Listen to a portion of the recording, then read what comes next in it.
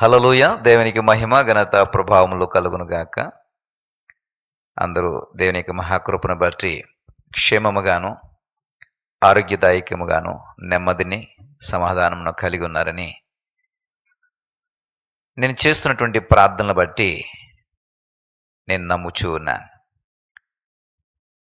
ప్రభు కొరకు మరి ప్రభు యొక్క కృప కొరకు ఎదురు చూస్తూ కనిపెడుతున్నటువంటి ప్రియ మేల్కొల్పు సహవాసపు వీక్షకులకు భక్తులకు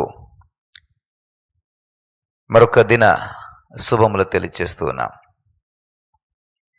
మీరందరూ కూడా ఈ వాక్యము కొరకు కనిపెడుతున్నారని నేను ఆశపడుతున్నాను.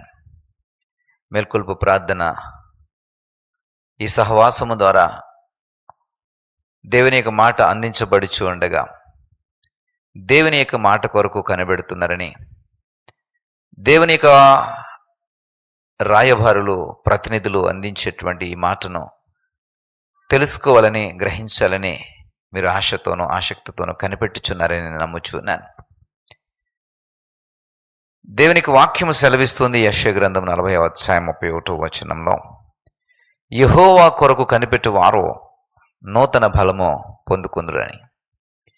ఎవరైతే దేవుని కొరకు దేవుని మాట కొరకు కనిపెడుతున్నారో వీరందరూ కూడా ఖచ్చితంగా నూతన బలము పొందుకుంటారు. కృషించినటువంటి స్థితి దేవుడు మిమ్మల్ని బలపరచబోతున్నాడు.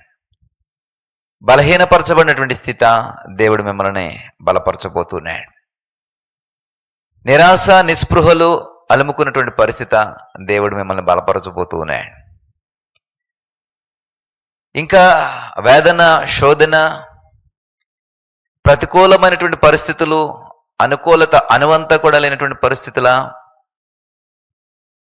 దేవుడు ఈ రోజున మిమ్మల్ని బలపరచబోతున్నాడు. ఎందుకంటే దేవుని యొక్క మాట కొరకు మీరు కనిపెట్టారు కాబట్టి, దేవుని యొక్క మాట కొరకు మీరు కనిపెట్టుకుని ఉంటున్నారు కాబట్టి బలహీనమైనటువంటి మీ స్థితిని దేవుడు బలపరచబోతున్నాడు.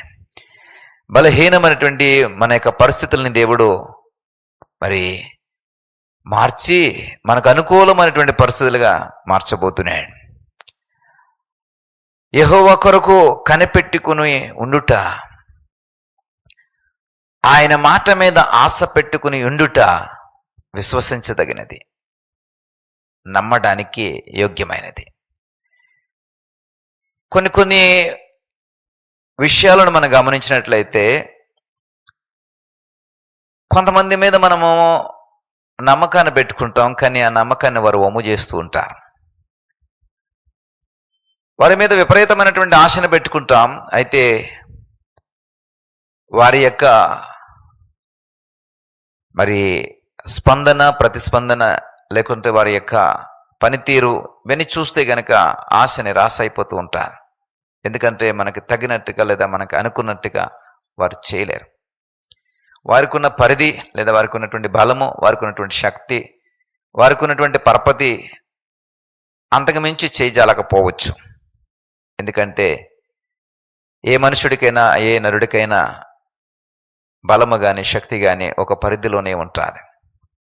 ఎంతటి గొప్ప రాజకీయ నాయకుడైనా, ఎంత మరి రాజు అయినా, ప్రతినిధులైన ప్రజాప్రతినిధులైన ఎవరైనా వారికి ఉన్నటువంటి పరిధి, ఆ శక్తి పరిధి కొద్ది మాత్రమే.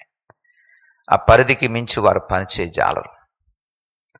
అయితే వారిని నమ్ముకునుట, వారి మీద విశ్వాసం ఉంచుట వలన అప్పుడప్పుడు మన యొక్క ఆశలు అడియాసలు అవుతూ ఉంటాయి.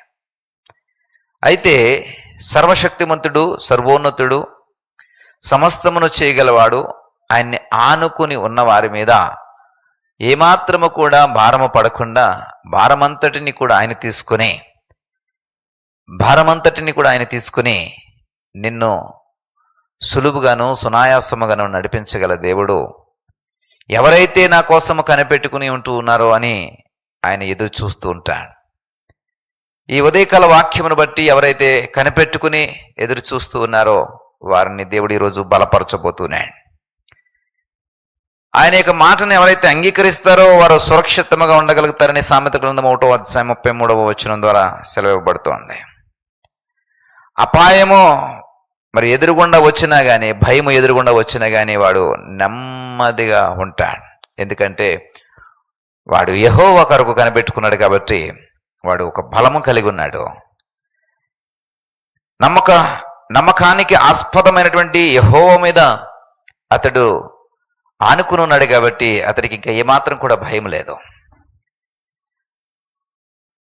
సర్వోన్నతుడి మీద విశ్వాసం ఉంచాడు కాబట్టి ఈ పని జరుగుతుంది అని విశ్వసిస్తున్నాడు కాబట్టి అతడికి ఇంక ఏ విధమైనటువంటి డోకా లేదు. యెహోవా మీద, ఆయన విశ్వాస్యత మీద నువ్వు నమ్మకం ఉంచావు కాబట్టి ఈ పని జరగదు అని అనడానికి అవకాశం లేదు.